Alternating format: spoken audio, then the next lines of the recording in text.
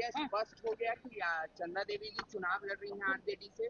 नहीं, मैं अभी आया हूँ कुछ दूसरे काम से, क्योंकि मेरे काम था अभी। एक्चुअली है क्या कि उनको मनाना मेरे लिए बहुत कठिन हो रहा है, और आज मैं 4 दिन से उनको मना ही रहा हूँ कि लड़ जाओ, क्योंकि मेरे बच्चे भी छोटे हैं तो उनको थोड़ा सा डर लग रहा है कि भाई इनका पढ़ाई लिखाई क्या होगा क्या नहीं। तो मैं भी लगा हूँ, काश मान जाती तो मेरा भी सपना पूरा हो जाता। आप भी हैं भैया चुनावी मैदान में? नहीं नहीं, मैं तो शुरू से चुनावी मैदान में नहीं था।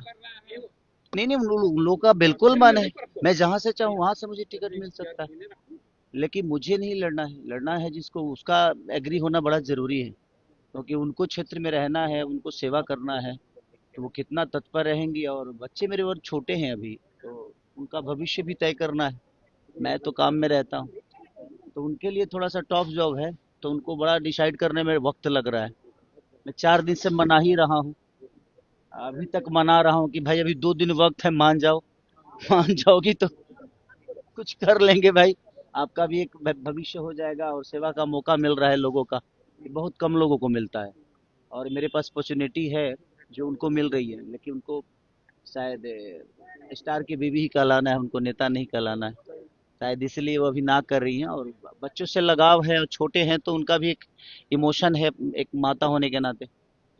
तभी देख रहा हूँ, अगर आज आज अगर मान गई, कल मान गई, तो फिर मुझे आज ही शाम को निकलना है मुंबई, क्योंकि मेरा अर्जेंट एक काम था घर का कुछ, उसके लिए मैं आया।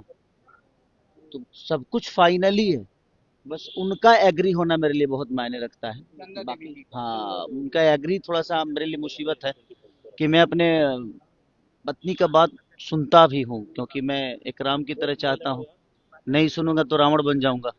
इसीलिए चाहता हूँ कि भाई मेरी पत्नी सीता की तरह मुझे समझा दे, और मैं मान के उसको पूरी दुनिया में जहां भी जाना होगा लेके जाऊं। तो कोशिश ये है, बट थोड़ी सी मैं उनसे जोर जबरदस्ती भी नहीं करता, क्योंकि उनका अपना इच्छा पहले होना बड़ा जरूरी है।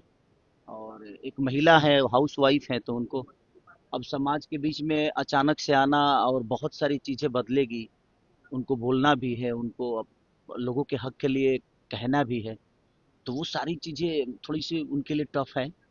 तो उनका भी विषय सही है कि भाई मैं एक अचानक से एक घर से अचानक से, हमनी के कहल ना जला कि इनार में के बेंग अचानक से तनी बहरी निकले तो लगले जी दुनिया इतना बड़बा का। तो वो सारी चीज है कि वो बेचारी एक हाउस वाइफ है, और उनको थोड़ा सा उनके लिए समाज में जाना, समाज में बोलना, समाज को हैंडल करना थोड़ी सी कष्टदायक है उनके लिए, बट कोशिश में हूँ मैं। आप लोग भी भगवान से मनाइए कि ओ मान जाए, मान जाएंगी तो मेरे लिए एक होता है ना कि एक सपना है कि नहीं, मैं अपनी पत्नी को भी एक बड़े लेवल पे देखना चाहता हूँ, कि वो भी वहां जाए जहाँ पूरी दुनिया का वो भी सेवा करे, अपनी ऊर्जा से, अपनी ताकत से, अपनी क्षमता से, और दुनिया को, अपने विधानसभा को एक नई दिशा में लेकर जाए। मेरा यही विषय है, मैं इसीलिए प्रयास कर रहा हूँ। 4 दिन से लगातार मैं मुंबई में इसीलिए था कि ताकि वो मान जाए। अभी भी 2 दिन वक्त है, आज अगर मान जाएंगी तो फिर उसीलिए मैं शाम को फिर जा रहा हूँ, तुरंत आके और फिर जाऊंगा कि भाई मान जाओ।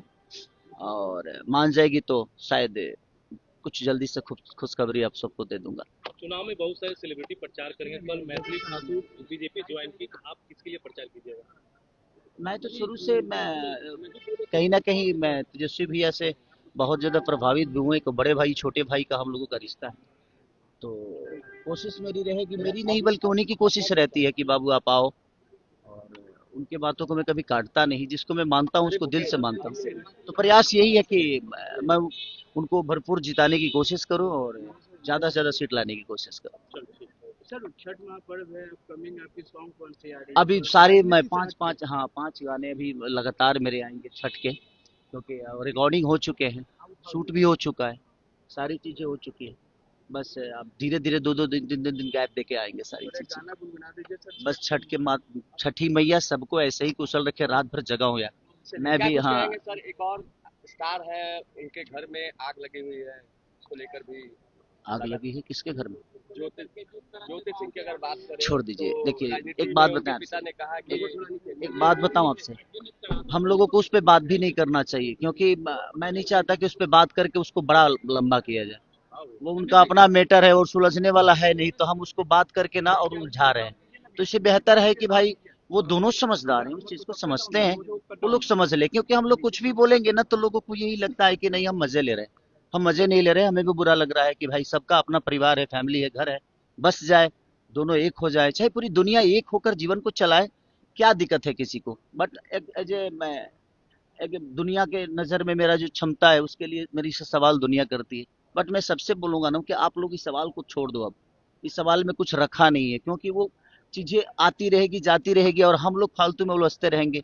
भला बुरा हमें बोला जाता है, जबकि हम लोग सही बोलते हैं भाई। कोई पूछता है तभी आदमी जवाब देता है, नहीं पूछेगा तो क्यों जवाब देगा। ऐसा थोड़ी है कि मैं खोद के बोलता हूँ कि नहीं वही सवाल तुम लोग पूछो भाई, ऐसा नहीं है। मैं भी चाहता हूँ कि पूरी दुनिया एक होके रहे। हमारा एक रिश्ता है पति पत्नी का, मैं तो हमेशा प्रयास करता हूँ कि हमारा घर बचा रहे। और मेरी पत्नी अगर कुछ बोल भी देती है तो मैं उसका जवाब इसलिए नहीं देता हूँ कि मेरे लिए वो बात बड़ा नहीं है, मेरे लिए वो रिश्ते बड़े हैं। तो जिसके लिए रिश्ते बड़े होते हैं ना, वो बात को नहीं भूल, वो बात को भूल जाते हैं। और जिनके लिए बात बड़ा होता है ना, उनके लिए रिश्ते बड़े छोटे हो जाते हैं। तो मुझे लगता है कि रिश्तों को बड़ा रखिए, बातों को भूल जाइए।